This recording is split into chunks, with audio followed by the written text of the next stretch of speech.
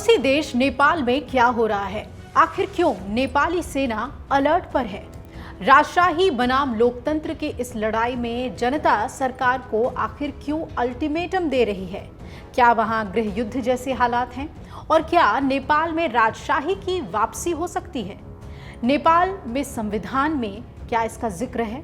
ये तमाम सवाल आज बहुत ही अहम हो गए हैं नेपाल की मौजूदा स्थिति को देखते हुए।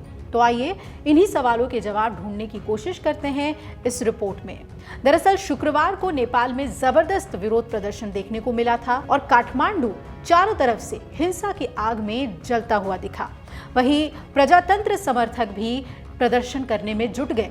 नेपाल पुलिस के लिए ये खासी मशक्कत का वक्त बन गया जब शुक्रवार को यहां प्रजातंत्र समर्थक प्रदर्शनकारियों को तितर बितर करने के लिए आंसू गैस और पानी की बौछार का इस्तेमाल करना पड़ा, क्योंकि प्रदर्शनकारियों ने एक घर में आग लगा दी थी और सुरक्षा बैरिकेड्स को तोड़ने की कोशिश की थी।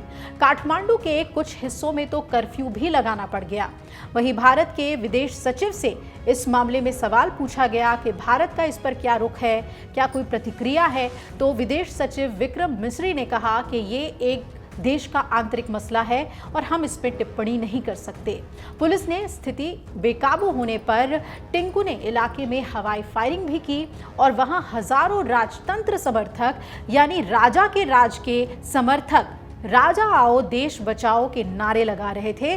भ्रष्ट सरकार मुर्दाबाद और हमें राजतंत्र वापस चाहिए जैसे नारे खूब लगाए गए और नेपाल में राजतंत्र की बहाली की मांग कर रहे थे। अब प्रदर्शनकारियों ने नेपाल के राष्ट्रीय ध्वज और पूर्व राजा ज्ञानेन्द्र शाह की तस्वीरें लेकर टिंकुने इलाके में एक घर में आग लगा दी और पुलिस के साथ बैरिकेड्स तोड़ने की कोशिश करते हुए जमकर पत्थरबाजी की। अब सवाल यह है कि आखिर ये बवाल मचा क्यों? तो आपको बता दें कि राजतंत्र समर्थक राष्ट्रीय प्रजातंत्र पार्टी और बाकियों ने भी इस प्रदर्शन में हिस्सा लिया और नेपाल के राजनीतिक पार्टियों ने 2008 में संसद की घोषणा के माध्यम से 240 साल पुराने राजतंत्र को समाप्त कर दिया और पूर्व हिंदू राज्य को एक धर्मनिरपेक्ष संघीय लोकतांत्रिक गणराज्य में बदल दिया। अब राजतंत्र समर्थक पूर्व राजा द्वारा लोकतंत्र दिवस जो कि 19 फरवरी पर पड़ता है उसमें अपने वीडियो संदेश में समर्थन की अपील की बाद से राजतंत्र की बहाली की मांग शुरू कर दी।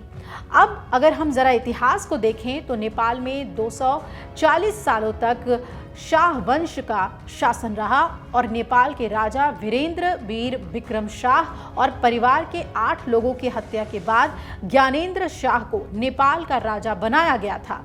लेकिन इसके बाद वहां माओवादी सक्रिय हो गए और उपद्रव शुरू हो गया। आखिरकार भारत की मध्यस्थता के बाद 2006 में माओवादियों की उग्रता शांत हुई और साल 2008 में नेपाल में राजशाही का अंत हो गया। वहां पर अंतरिम संविधान लागू कर लोकतंत्र बहाल किया गया और पूर्व संविधान लागू करने की कवायद शुरू हो गई। राजनीतिक अनिश्चितता के बीच नेपाल का पूर्ण संविधान बनने और लागू करने में इसे पूरे 7 साल लगे और फिर वो डेट आ गई यानी कि 20 सितंबर 2015 जिसमें आखिरकार नेपाल का संविधान लागू हुआ जो कि वहां का 7वां संविधान कहलाता है और लोकतंत्र का पहला संविधान कहलाता है। इसके बाद नेपाल एक पूर्ण रूप से लोकतांत्रिक देश बना और धर्मनिरपेक्ष देश बना हिंदू राष्ट्र से और राजशाही व्यवस्था के साथ ही हिंदू राष्ट्र का दर्जा समाप्त हो गया। इससे पहले जब नेपाल में राजशाही थी तो मुख्य कानून 6 व्यवस्था लागू थी। इसका अर्थ यह है कि राजा जो कहते हैं वही कानून होगा। लिखित संविधान लागू होने के बाद चुनी हुई सरकार ही नेपाल में कानून बना सकती है। अब नेपाल का जो नया संविधान है वो जनता के प्रतिनिधियों द्वारा पास किया गया पहला संविधान है जो कि 35 भागों 308 अनुच्छेदों और 9 अनुसूचियों में बटा हुआ है। इससे नेपाल अब एक धर्मनिरपेक्ष देश बन गया और इसके मुताबिक नेपाल अब एक संघीय गणराज्य बन गया और संघवाद इसका मूल सिद्धांत है। यानी कि नेपाल में मोनार्की यानी राजशाही के लिए अब कोई जगह नहीं है। संविधान में और क्या प्रावधान है? चूंकि धर्मनिरपेक्षता नेपाल के संविधान द्वारा दूसरा मूल सिद्धांत है, इसलिए नेपाल हिंदू राष्ट्र की जगह पर लोकतांत्रिक धर्मनिरपेक्ष देश बना। नेपाल के संविधान में आर्थिक समानता वाले समता मूलक समाज की कल्पना की गई है और इसके लिए आर्थिक, सामाजिक और सांस्कृतिक मूल अधिकारों की एक लंबी सूची भी है और इसकी अवहेलना करने पर अदालत में सुनवाई भी हो सकती है।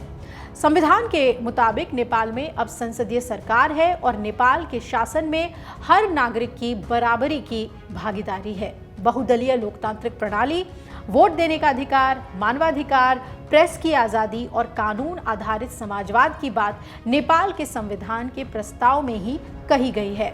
अब ऐसे में सवाल ये उठता है कि क्या नेपाल में कोई नई व्यवस्था लागू हो सकती है और अगर लागू करनी भी है तो उसके लिए प्रावधान क्या है? तो प्रावधान यह है कि संसद की मंजूरी तो बिल्कुल जरूरी है। संविधान में फेरबदल करना है तो संसद से ही इसे पास कराना होगा। संसद ही अब नया कानून बना सकती है। नेपाल में इस वक्त कम्युनिस्ट पार्टी ऑफ नेपाल, एकीकृत मार्क्सवादी लेनिनवादी की सरकार है, जबकि राजशाही के समर्थन में प्रदर्शन कर रहे राष्ट्रीय प्रजातंत्र पार्टी, जिसे आरपीपी कहते हैं, उसके केवल 7 सांसद हैं। तो ऐसे में संसद में इस मांग का जो समर्थन है वो ना के बराबर है। सिर्फ 7 सांसद हैं जो कि राजशाही की मांग कर रहे हैं। दूसरी ओर नेपाल के संविधान में भी ऐसी कोई व्यवस्था नहीं की गई है जिससे राजशाही को दोबारा देश में लागू किया जा सके। इसलिए सवाल बहुत अहम है कि क्या राजशाही की वापसी हो सकती है वहां? वैसे राजशाही भी 2 तरह की होती है। एक होती है निरंकुश राजशाही, जो कि पहले नेपाल में थी, यानी राजा ही इस व्यवस्था में सर्वोपरि होता है। दूसरी होती है संवैधानिक राजशाही। इस पे राजा या रानी देश का शासक होता है, पर उसकी सारी शक्तियां संविधान में निहित होती हैं। ऐसी ही कुछ व्यवस्था ब्रिटेन में है। चूंकि नेपाल का संविधान जनता द्वारा चुनी गई सरकार द्वारा बनाया गया और लागू किया गया, तो इसका मतलब साफ है कि नेपाल की जनता का समर्थन संविधान को हासिल है। तो ऐसे में भी इस व्यवस्था में बदलाव की कोई गुंजाइश आखिर कैसे होगी, ये एक अहम सवाल है। मीडिया रिपोर्ट्स में भी जो विशेषज्ञ हैं वो यही बता रहे हैं कि किसी तरीके से नेपाल में राजशाही लौटती भी है तो पूरी तरह से निरंकुश नहीं होगी और लोकतंत्र का खात्मा नहीं हो सकता। फिर दुनिया में ऐसी कोई मिसाल भी नहीं है कि किसी देश में लोकतंत्र लागू हो गया और फिर बाद में राजशाही की वापसी हुई हो। ऐसा कोई भी एग्जाम्पल इस दुनिया में नहीं है। तो एक तरफ जहां सरकार हिंसा में शामिल लोगों और पूर्व राजा ज्ञानेंद्र शाह पर एक्शन ले रही है, तो वहीं राजशाही समर्थकों ने 3 अप्रैल तक का अल्टीमेटम सरकार को दे दिया है। नेपाल के पूर्व राजा ज्ञानेंद्र को ही सरकार इस पूरी स्थिति के लिए जिम्मेदार मान रही है और उनके खिलाफ सरकार ने कई सख्त फैसले भी ले लिए हैं। हाल में ही पूर्व राजा ज्ञानेंद्र ने नेपाल के एक बड़े हिस्से का दौरा करने के बाद फरवरी में जनता से अपने लिए सीधा समर्थन मांगा था, लेकिन अब सरकार उनके ऊपर पूरी तरीके से एक्शन ले रही है। हिंसक झड़प के बाद नेपाल की ओली सरकार ने जो सबसे बड़ा फैसला लिया वो ये कि पूर्व राजा ज्ञानेंद्र की सुरक्षा को पूरी तरीके से उन्होंने बदल दिया। जितने भी सुरक्षाकर्मी उनकी ड्यूटी पर उनकी सुरक्षा में लगे थे उन सभी को हटाया गया, साथ ही सुरक्षा को पूरी तरीके से घटा दिया गया। पहले जहां ज्ञानेंद्र शाह को 25 सुरक्षा कर्मियों द्वारा सिक्योरिटी दी जाती थी, उसे घटाकर 16 कर दिया गया। उधर काठमांडू नगर निगम भी राजा के खिलाफ सख्त एक्शन ले रहा है। राजा ज्ञानेंद्र को ये कहा गया है कि शुक्रवार को जो हिंसा हुई और उसमें तोड़फोड़ की वजह से जो राज्य को नुकसान हुआ, उसको लेकर काठमांडू नगर निगम ने राजा ज्ञानेंद्र शाह पर 7,93,000 नेपाली रुपए का जुर्माना ठोका है और जो भी नुकसान हुआ है उसकी भरपाई करने का आदेश भी दे दिया है। अब नेपाल में ये देखना बहुत ही अहम है कि जहां सरकार ने चेतावनी दी है कि आप चेत जाइए और इस तरह के विरोध प्रदर्शन को बंद कीजिए, तो दूसरी तरफ प्रदर्शन कर रही जनता ने भी ये अल्टीमेटम दिया है कि 3 अप्रैल का वक्त आपके पास है।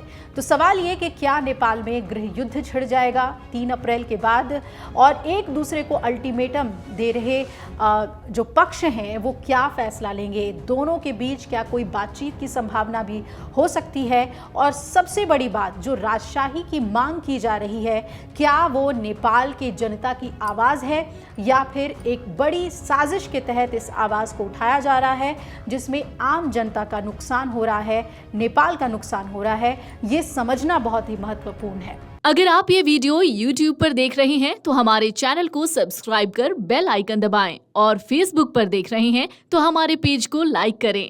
8 मिलियन प्लस सब्सक्राइबर, आपके इस भरोसे के लिए बहुत धन्यवाद।